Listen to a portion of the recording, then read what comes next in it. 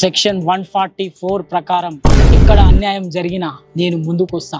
Section 2-T-4- ప్రకారం ఎవరైనా ఏడైనా పోయి తినొచ్చు, ఎంతైనా తినొచ్చు హోటల్లా.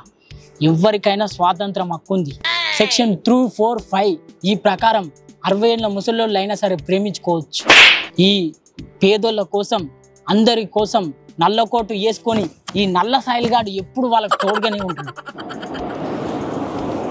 ఏం రసాయిలు నల్లకోట అని బగ్గ మాట్లాడుతున్నావు. రాత్రి వకీల్ సాబ్ సినిమా చూసినావు ఎట్లా?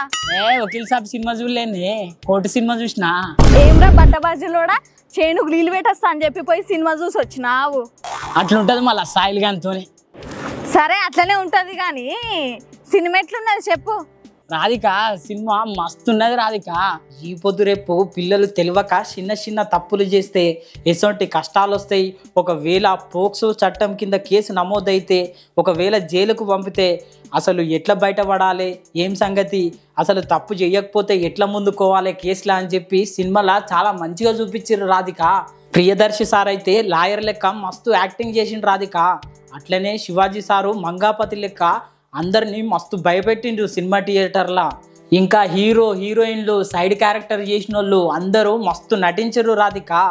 ఇప్పటిదాకా 30 కోట్లకు మీదనే వచ్చినాయంట. నాని సార్కి అయితే మస్తు లాభం రాధికో, కోట్లల్లో వస్తున్నాయి మళ్ళా పైసలు. కదా మంచిగానే ఉన్నది కదా, అందుకేనా జనమంతా సినిమాకు పట్టం కట్టినట్టు ఒకటే లైన్ కడుతుర్రు.